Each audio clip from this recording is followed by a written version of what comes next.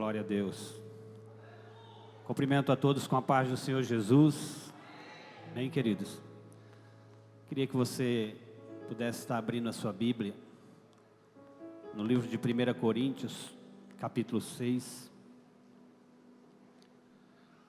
Deixa eu pegar minha filinha.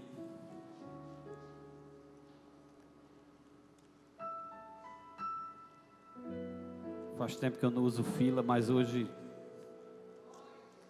resolvi usar.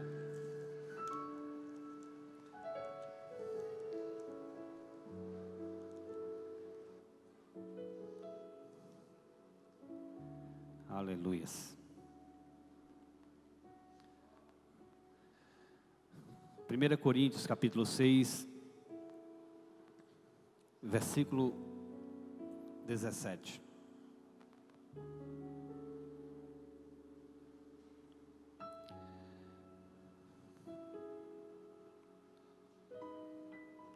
Diz assim: mas o que se ajunta com o Senhor é um só espírito com Ele. Amém? Aproveita, abre agora a Bíblia no livro de João, no capítulo 3. Sei que vou pedir para você abrir, mas a maioria da igreja conhece esse texto de cor. 3,16.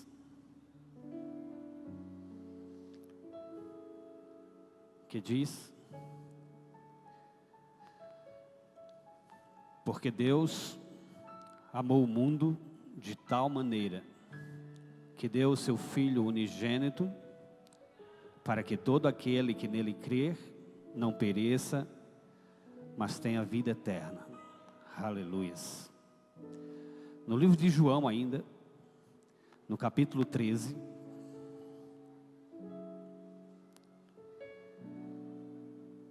e o versículo 1,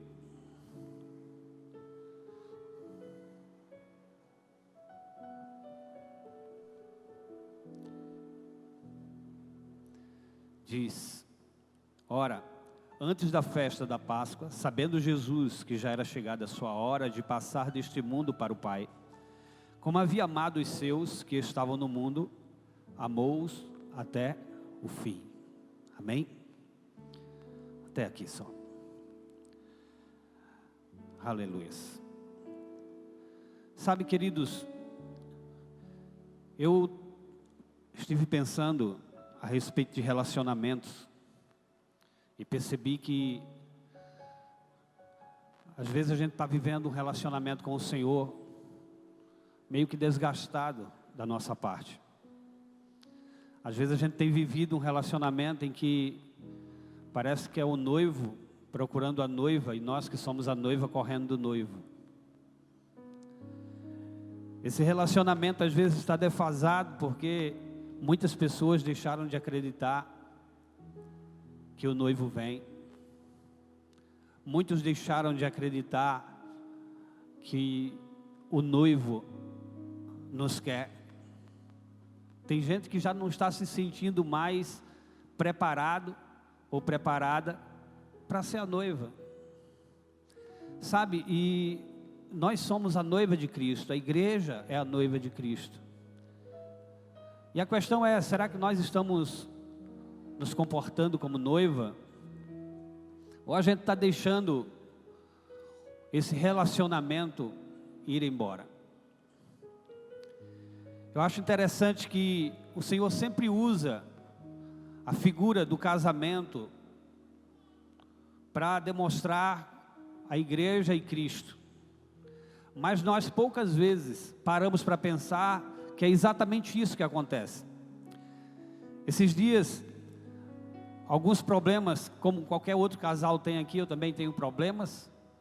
E eu fiquei pensando, Deus, às vezes a gente está enfrentando um problema aqui no casamento da gente, num casamento entre um homem e uma mulher, e às vezes a gente não para que esse relacionamento também às vezes com o Senhor é fruto de a gente só querer trazer problemas, só enxergar problemas, só enxergar o defeito, sabe? E se a gente parar para pensar, é mais ou menos isso. Não que a gente encontre defeito em Cristo, Porque talvez é isso que Cristo exatamente colocou para a gente ter uma ideia exatamente disso. Porque numa briga de casal, sempre os dois estão querendo ter razão, então nunca ninguém é correto, né? Ninguém é 100% certo, ninguém é 100% errado. Mas com Cristo é diferente, porque a gente sabe que a outra parte, que é Cristo, Ele está sempre certo. Então deve ser a gente que está errado. Então quando a gente olha, deve ser não, é a gente que está errado. Então quando a gente olha para a gente percebe que estamos distantes daquilo que realmente Ele quer. E aí a vida, irmãos, passa a não ter mais sentido. Quando eu digo a vida de casado, se você deixar perder o sentido do casamento, do seu casamento, você que é casado, você automaticamente vai ficar vivendo só com a pessoa, estando junto, mas sem nenhum sentido. É assim que muitas vezes a igreja está se comportando. Ela tem vivido um relacionamento em que talvez ela esteja tão acostumada com certas situações dos seus erros, que infelizmente ela não tem vivido o que deveria viver em Deus. Ela não está desfrutando daquilo que verdadeiramente ela precisaria. Então o Senhor me trouxe essa mensagem ao meu coração e me tratou também em algumas áreas. E se fosse para dar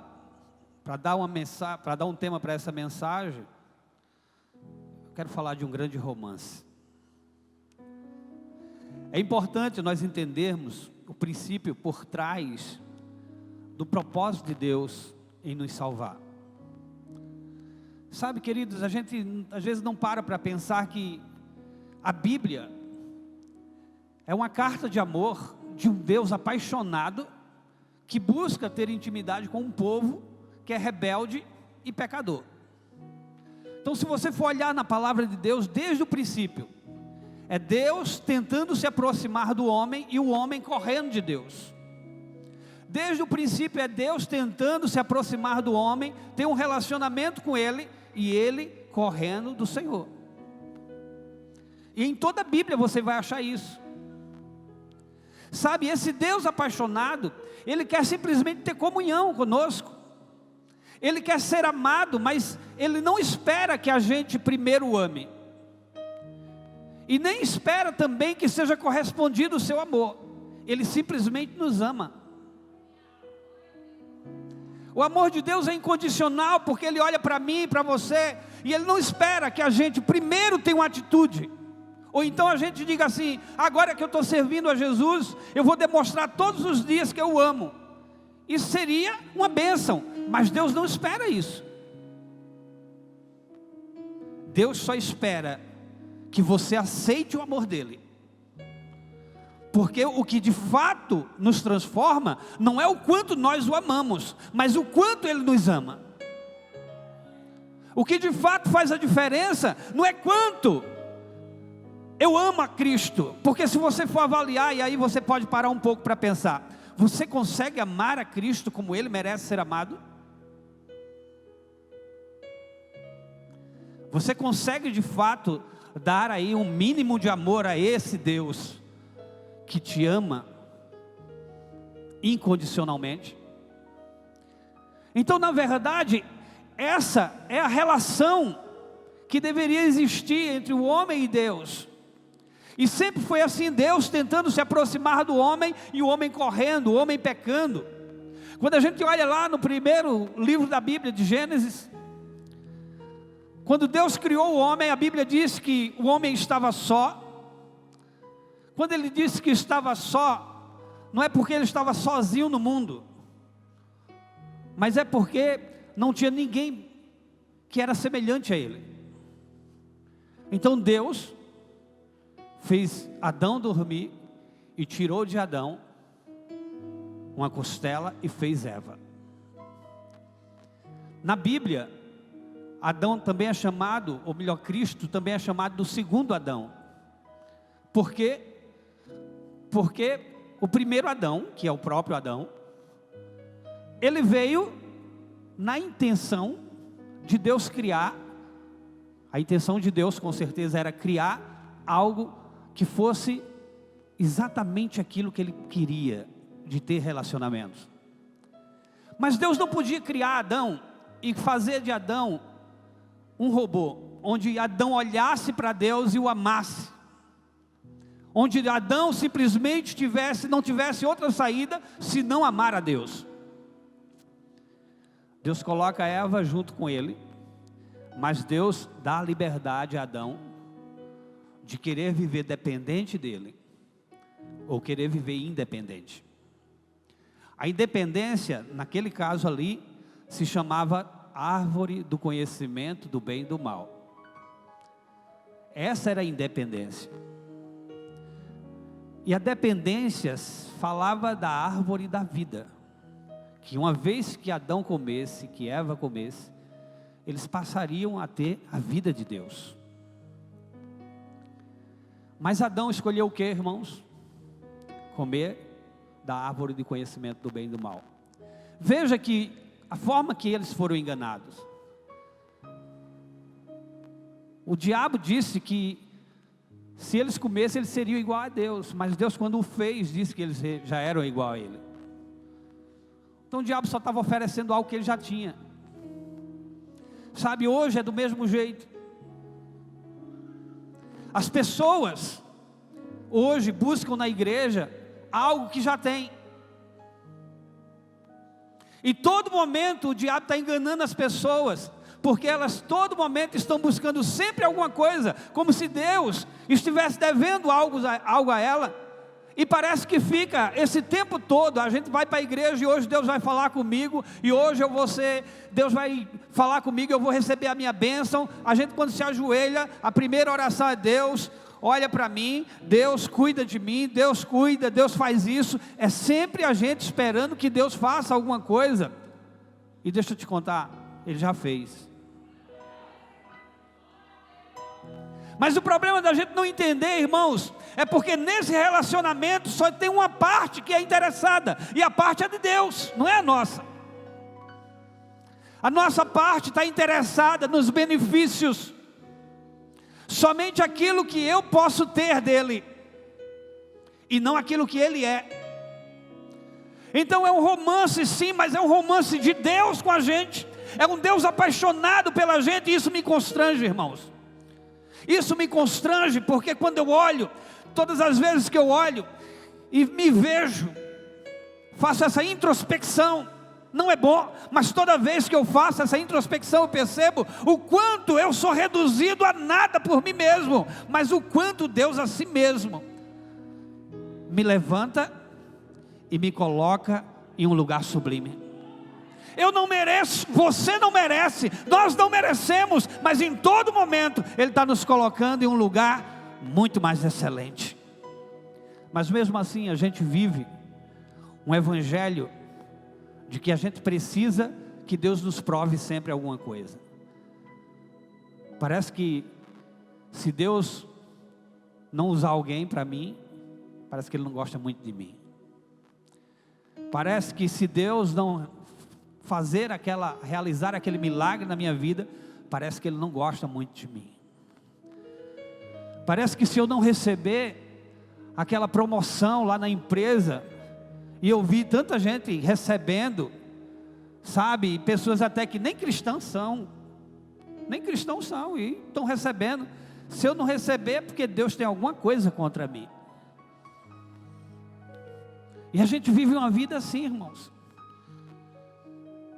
A gente vive uma vida de que a gente acha que Deus está sendo Ele é obrigado a nos abençoar todo o tempo.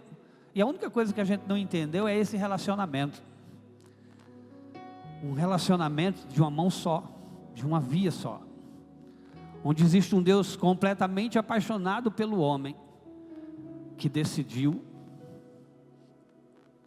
amar a Deus quando quer. Ou pelo menos aceitar o seu amor quando quer. Sabe, a gente fica parecendo aquelas mulheres e aqueles homens. Eu digo mais mulheres porque as mulheres têm mais isso, mas as mulheres que ficam: você hoje não disse que me ama. Faz tempo que você não disse que me ama. Porque precisa todo instante ser afirmado sobre isso. Às vezes a gente está assim com Deus: eu preciso entender que Deus me ama. Ele te ama. Se Ele não te amasse, você não estava aqui. A Bíblia diz que Ele amou o mundo, irmãos, o mundo Ele amou. A Bíblia diz que Ele nos amou quando éramos ainda inimigos dEle, imagine agora. E a Bíblia diz, irmãos, que nós só o amamos porque Ele nos amou primeiro. Então entenda algo, Deus não precisa nos provar mais nada. Mas a gente precisa não provar para Deus, mas viver uma vida de descanso em Deus. É toda hora a gente vive uma vida que é um relacionamento que parece que não acaba as cobranças, os pedidos. O noivo, que é um relacionamento sério, mas a noiva está preparada? Essa pergunta pode levar muita gente a pensar que a gente não está pronto, porque é aquilo que eu falei, a gente fica imaginando que eu preciso amar o noivo na mesma medida que ele me ama. Mas não precisa, irmãos. Essa é a boa notícia. Sabe qual é um dos maiores defeitos cristãos? É que a gente fica tentando agradar a Deus com coisas naturais. Deus não se agrada com coisas naturais. Deus é espírito. Então vamos ver como é que Deus fez. Veja, Deus é apaixonado pelo homem, mas o homem é um ser carnal, almático, e Deus um ser completamente espiritual. Então Deus tinha que resolver esse problema, porque em todo momento, quando ele tentou lá com Adão, Adão caiu, comeu, e a Bíblia diz que o próprio Deus disse: no dia que você comer, você vai morrer. E Adão comeu, irmãos, e ele não teve uma morte física de imediato. Ele não morreu porque ele comeu, caiu para trás, envenenado com a fruta. Não, a Bíblia diz que ele realmente teve vergonha, saiu da presença e quis até sair da presença de Deus. Ou seja, a morte de Adão foi uma morte espiritual. Dali por diante, irmãos, todo homem nasceu debaixo dessa morte espiritual. E ele não consegue se conectar com Deus sozinho. Ele tem um espírito. O espírito está lá, mas um espírito morto, um espírito que não consegue se conectar. A gente ensina, né, na escola de servos, que é como um rádio quebrado, ou melhor, um rádio desligado. Ele tem tudo para sintonizar, só basta ligar ele, mas a gente não liga. Quando ligar, esse rádio vai captar ondas e vai pegar todas as rádios, mas precisa estar ligado. Então isso é o espírito humano. E daí o homem não podia se conectar com Deus por isso. Então Deus resolveu através de Jesus. Eu estou pulando, vou falar de toda a palavra para a gente chegar aqui, mas quando chega em Jesus, Deus vai resolver o problema da humanidade. Por quê? Porque Deus envia o seu Filho, um Deus que se transforma homem. Por que não podia ter um relacionamento entre Deus e o homem lá no princípio,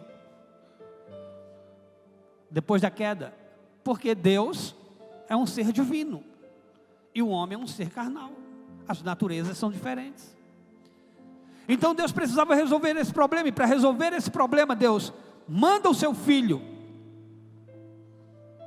para se transformar em homem, encarnar-se em homem.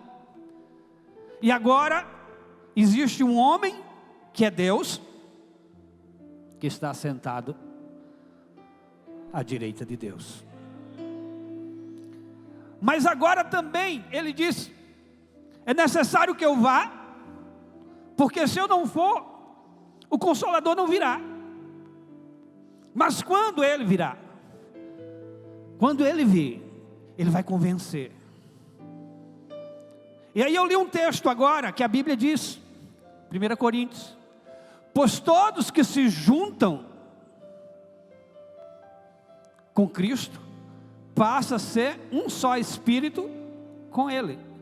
Então agora você tem um Espírito de Deus dentro de você, e você agora é um homem que tem Deus dentro de si, e agora existe um Deus que também foi homem, que está à destra de Deus. Então esse relacionamento agora pode acontecer. Porque agora, os dois têm a mesma natureza.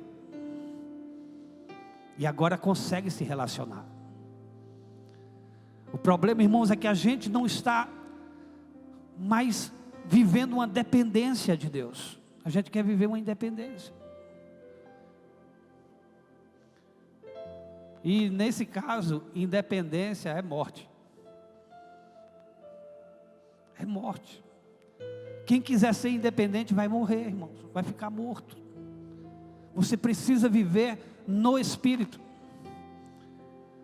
E aí muitos de nós, irmãos, a gente tem o Espírito Santo, mas sinceramente muitos de nós não sabemos de fato como é que acontece esse milagre. E como se dá isso dentro de nós. A gente tem um Espírito que nos guia, porque foi para isso que ele foi colocado dentro de nós. Para nos guiar, para nos apontar o caminho, para nos dizer o que deve ser feito. A Bíblia diz que o Espírito que está em nós testifica com o nosso Espírito que somos filhos de Deus. Então também é para nos provar que somos filhos. Mas tem um bocado de gente que está achando que é somente um empregado de Deus. E se comporta como empregado. E quem se comporta como empregado é o seguinte: eu faço alguma coisinha e acho que Deus tem que me pagar. Porque ninguém aqui trabalha de graça. Quando a gente tem um comportamento de empregado, é assim que a gente faz. Ah, eu sou pregador. Deus vai ter que me ouvir. Porque eu faço alguma coisa. Né? Deus tem que me abençoar porque eu não trabalho na obra. Eu não faço isso, não faço aquilo. Aí, pastor, está errado isso? Não, irmãos, mas vamos lá. Você faz tudo mesmo que o seu Senhor manda? Se você fizer tudo, você tem direito de pedir. Certo? Então, eu mesmo desisti. Eu não quero me relacionar com Deus como empregado dele. Eu prefiro me relacionar como filho. Porque filho tem a cara de pau de chegar e dizer: eu quero, pai. Eu preciso disso e o Senhor é meu pai. Eu não tenho a quem pedir, eu tenho que pedir ao Senhor. O pai pode olhar para você e dizer: mas meu filho, você está desobediente. Eu digo: eu sei que estou desobediente, mas eu sou teu filho e eu quero isso, eu preciso disso, porque eu sou teu filho.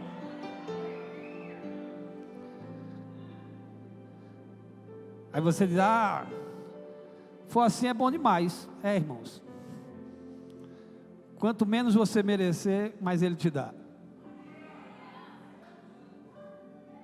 Esse merecimento é que acaba com muito cristão, porque tem crente achando que pode merecer. Eu primeiro quero fazer. Eu me lembro que eu conversando com um rapaz a respeito de Jesus, e ele disse assim: sabe por que eu não sou crente, pastor? Eu digo: por quê? Porque eu fumo.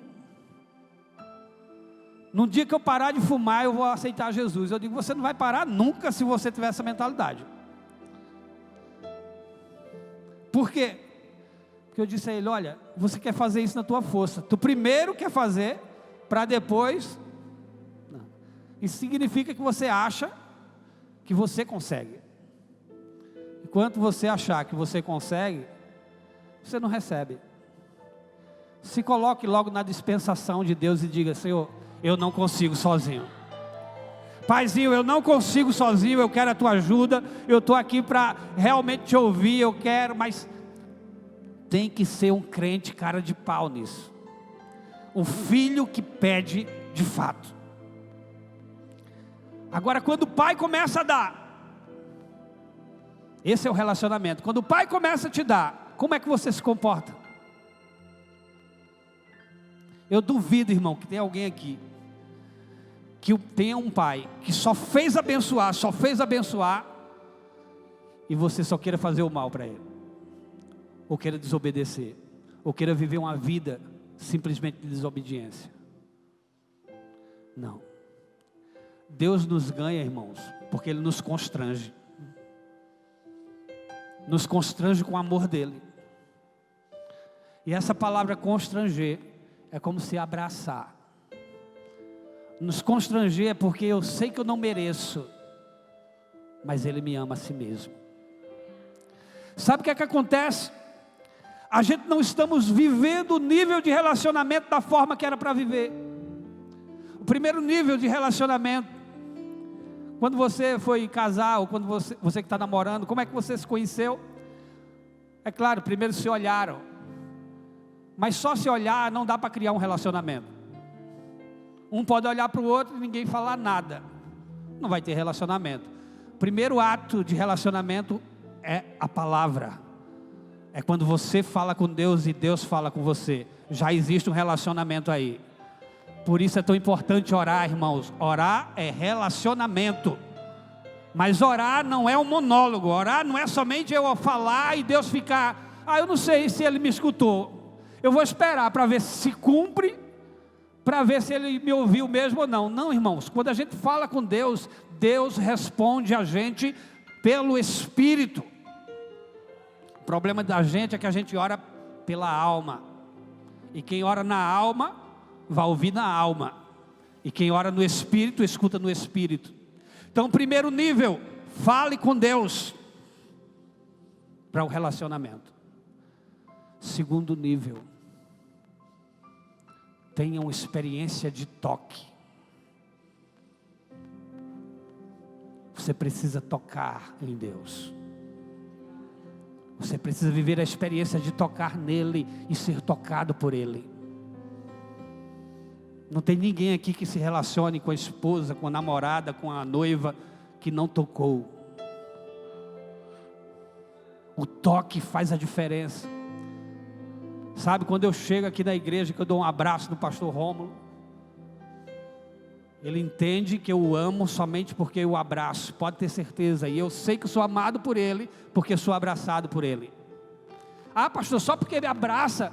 Eu não sei vocês, irmãos, mas um abraço para mim tem muito significado.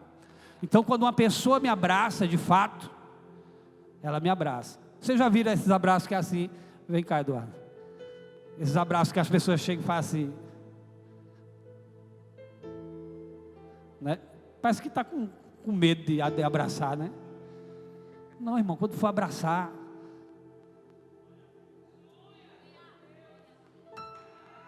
eu tenho um costume, né? Que é beijinho no ombro, mas não é, não, gente, que isso aqui é recalque, né? É beijinho no ombro do irmão. Quando eu abraço, eu beijo. Porque contato, relacionamento. Pastor, mas isso aí dá certo com os irmãos. Com Deus é do mesmo jeito, irmãos, e é muito mais íntimo. Sabe por que muita gente tem desistido de viver nesse evangelho, irmãos? Porque nunca teve de fato uma experiência com Deus de toque. Aí diz assim, o irmão olhou para mim com a cara feia, eu estava do lado dele, ele falou com fulano e não falou comigo. Eu vou ficar numa igreja dessa, nada. Aí sai. Meu irmão, tu quer ter... Aí tu vai sair da igreja porque o irmão olhou para você com a cara feia, porque o outro falou uma palavra boba, porque o outro não te enxergou direito, porque o outro falou do sei o quê, porque é muito longe da minha casa, porque eu não tenho condições, não sei o quê. Irmão, tu vai colocar meio mundo de desculpas, porque você não teve um relacionamento real com Deus. No dia que você tiver um relacionamento real, tudo isso passa, irmãos. Tudo isso passa. Aquela igreja, os irmãos vivem de cochichinho, falando um com o outro, não sei o quê. Os irmãos tudo metido, não sei o quê. Irmão, quem se preocupa com essas coisas é quem não tem um relacionamento com Deus. Me lembro da história do irmão que disse, pastor, eu vou sair da igreja, porque onde eu olho, uns irmãos tudo fofoqueiro, um irmão falando com o outro, um irmão na hora do culto, não sei o quê. O pastor disse, antes de você sair, vem cá, vou fazer um teste. Dei um copo d'água a ele bem cheio e disse, dê 5 voltas aqui na igreja, como se fosse por aqui assim, e não deixe cair um pingo de água. Aí o irmão saiu com um copo de água, pegado, claro que dava um pouquinho assim não, né? Saiu, deu 5 voltas, entregou para o pastor, foi pronto, pastor. Não caiu nada. Ele fez, você viu algum irmão falando? Algum irmão conversando? Não. Você viu algum irmão aí fofocando? Não, pastor, não deu para prestar atenção não, que eu estava preocupado de a água não cair. Falei, pronto. É assim que você tem que viver a sua vida no Evangelho. Foque no que é necessário, não fique olhando para A ou para B. Porque se você ficar olhando, você vai achar. Se você for olhar o irmão que tem um pé grande, o irmão que anda com cabelo grande, o irmão que usa um pince, a irmã que usa um brinco extravagante, um salto muito alto, meu irmão, esquece tudo isso, vem para adorar a Deus, vive um relacionamento com Deus. O teu relacionamento é com Ele, não é com pessoas de fato. Eu digo espiritual, porque a gente tem facilidade de ter relacionamento com os irmãos, mas com Deus a gente não tem, sabe por quê? Porque a gente fica olhando para os irmãos. O maior amor, irmãos, na Bíblia, é exatamente Jesus se entregar no madeiro por mim e por você. Sabe quando Jesus estava no Getsemane? Eu vi alguém fazendo essa comparação e eu me lembrei. Quando Jesus estava no Getsemane, era como se ali ele estivesse diante do altar e Deus, o Pai, fosse celebrar um casamento dele com a noiva. E no Getsemane ele disse: Senhor, afasta de mim esse cálice. Ele sabia, Deus estava mostrando a ele: olha, vão te trair, a tua noiva vai te trair, a tua noiva vai te negar, a tua noiva não vai ser reconhecedora. E por isso ele disse: afasta de mim, porque ele estava ali como homem. Mas ele entendeu que era a noiva dele, e ele disse: mas seja feita a tua vontade, e não a minha. Mas quando ele está na cruz, e a Bíblia diz que ele deu o último suspiro, irmãos. Naquele momento que ele disse: está consumado, ele estava dizendo: eu aceito casar com ela. Ele estava dizendo exatamente isso: eu aceito casar com ela.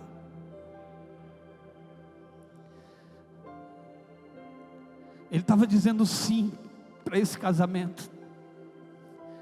Naquele momento, irmãos, ele não olhou o meu defeito, ele não olhou o teu defeito, ele não olhou as minhas falhas, ele não olhou os meus pecados.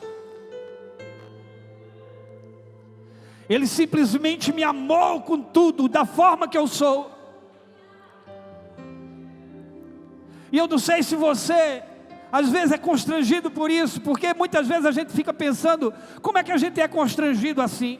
Eu não sou constrangido, irmãos, quando eu estou orando e estou na bênção, recebendo o poder de Deus. Não é nesse momento que eu sou constrangido, não. Eu sou constrangido quando eu estou errando, quando eu estou na falha, quando eu não consigo fazer aquilo que Ele me mandou, e mesmo assim eu escuto o Espírito Santo me dizendo: eu continuo te amando da mesma maneira, você não mudou nada, eu continuo olhando para você e dizendo: essa é a minha noiva que eu amo. Porque se sentir amado ou amada no ápice do relacionamento ou da relação é fácil. Difícil é você se sentir amado quando tudo à tua volta te condena. Jesus olhou para mim e para você e disse: o mundo está te condenando, o diabo quer te ver por baixo, o nosso inimigo, ele vai fazer de tudo para te deixar lá para baixo, mas nada muda o amor que eu sinto por você. Eu sei, irmãos, que essa palavra para alguns é loucura, mas é isso que Paulo disse: o Evangelho é loucura para o homem. Por que, pastor? É loucura. Porque como é que um Deus ama alguém tão pecador como eu?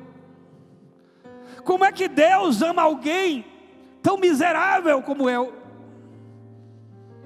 Como é que Deus ama alguém que não consegue agradá-lo?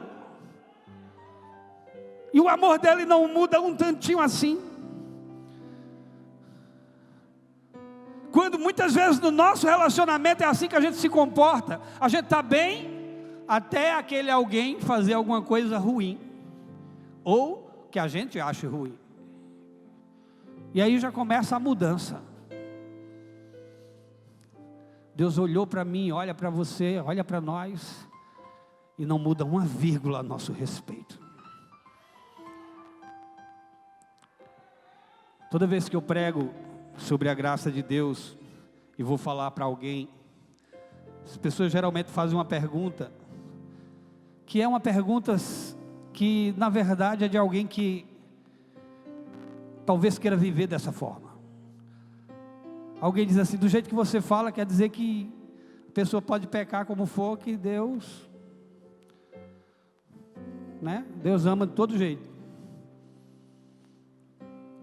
Aí está liberado. Alguém já chegou para vocês, pastores, e perguntou assim: pastor, me libere para pecar? Alguém já chegou para vocês? Porque para mim nunca ninguém chegou pedindo liberação para pecar.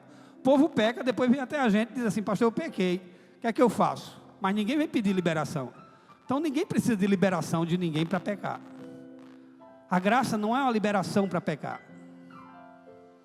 É uma porta aberta para toda vez que você pecar, você voltar e saber que Deus vai te aceitar. Porque o mundo não faz isso. O diabo não faz isso. O diabo, ele espera você dar o primeiro sinal de erro. Você faz tantinho assim, ele pega esse tantinho assim e faz algo muito grande, para você se sentir cada vez mais condenado. O relacionamento é exatamente esse, é isso que precisamos ter, viver um relacionamento real com Ele. Amém? Queria que nesse momento a gente pudesse selar esse momento agora com a ceia do Senhor. Queria pedir aos obreiros que trouxessem os elementos da ceia. Eu queria que você pensasse o seguinte: a Bíblia diz que eis que estou à porta e bato, se alguém ouvir a minha voz e abrir a porta, eu entrarei em sua casa, cearei com ele e ele comigo. Apocalipse 3:20 está falando para a igreja de Laodiceia. Ainda que esse texto seja muito usado e aplicado para ímpios, pessoas que ainda não se converteram, o texto está falando para uma igreja. E ainda que essa igreja não fosse uma igreja que fosse muito exemplar, porque era de crentes mornos,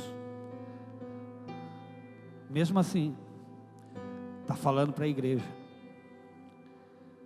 Isso significa que existe dentro de nós, existe no nosso meio, pessoas que precisam primeiro ouvir a porta bater,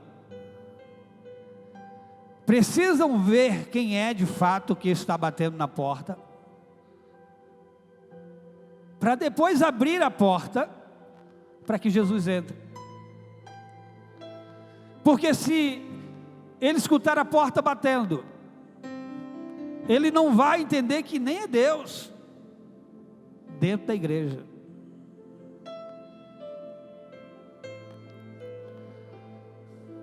A gente deveria correr para a porta antes dele começar a bater.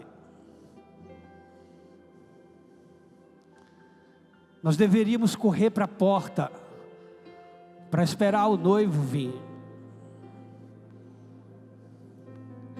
Sabe, a ceia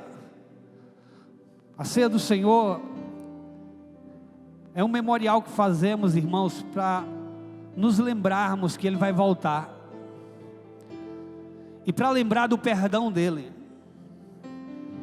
Ainda que muitas igrejas preguem no momento da Santa Ceia, que você faça uma autoavaliação, olhe para dentro de si, veja se você pecou, Se tem algum irmão aqui que precisa pedir perdão, vá pedir. Nada disso está errado, porém, tem coisas sem necessidades. Primeiro, se você tem algum mal, alguma coisa para liberar sobre alguém hoje, libere. Mas primeiro libere em Deus, libere em você. Talvez a pessoa nem aqui esteja. Você não vai dar tempo de ir onde a pessoa está e se liberar. Então, se tem alguma coisa que realmente você precisa fazer, tem algum perdão que você precisa liberar, libere aí em Deus. Diga: Deus, eu me senti ofendido, mas eu estou liberando perdão para essa pessoa. Mas lembre também que às vezes a gente, do mesmo jeito que as pessoas nos ofendem, a gente ofende pessoas. Então também, se você ofendeu alguém, onde você está aí, você também pode falar com Deus isso. Mas sabe, a palavra de Deus diz: o homem examine-se a si mesmo, e depois coma. O problema é que as pessoas fazem uma autoanálise e dizem assim: hoje não, irmãos, né? As irmãs passam com a ceia, aí o irmão diz: não, hoje não. Por que hoje não? Porque hoje eu não estou em condições. Ou seja, você fez uma avaliação, mas se sentiu indigno. Então você entrou numa sinuca de bico, porque quem na verdade pagou o preço por você foi Jesus. Então, se você está dizendo que não vai porque está condenado, Jesus já pagou o preço da tua condenação. Então tu não está dando valor ao que Ele pagou. Entendeu? Então, se hoje o Senhor falou contigo a respeito de alguma liberação disso, libere em Deus. Mas coma o pão e beba o cálice. Coma o pão e beba o cálice. Não é para pensar se vai ou não comer. Queria que você nessa hora, em nome de Jesus, queria chamar o pastor Cláudio, que vai estar orando aqui pelos elementos, e a gente vai estar dando continuidade em nome de Jesus.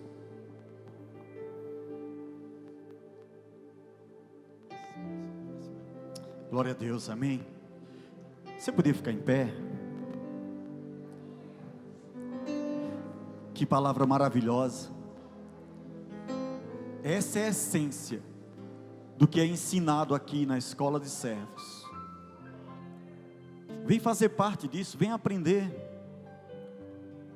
Lá em Mateus 16, pastor, diz assim, no versículo 24, diz: aquele que quiser me seguir, negue-se a si mesmo, tome a sua cruz e siga-me, porque aquele que perder a sua vida, por amor dele, a achará, mas aquele que quiser viver a sua vida, já perdeu ela.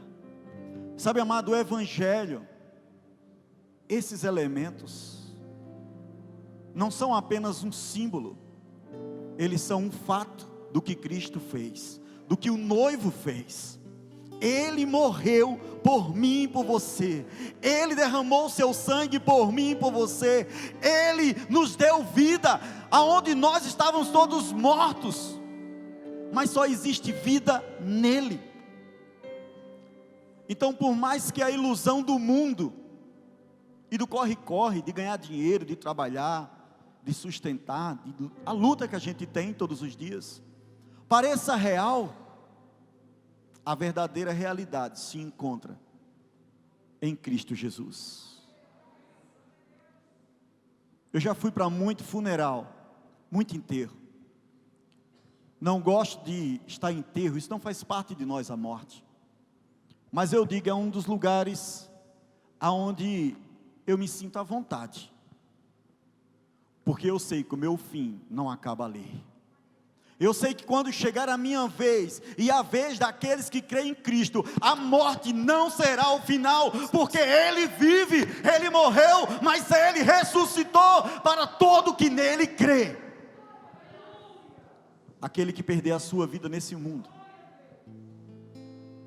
não é fácil pegar a sua cruz, sabe, vir para a escola de servos, estar aqui na igreja, abrir mão até de alguns momentos para poder ir pregar o evangelho num sertão e ajudar pessoas.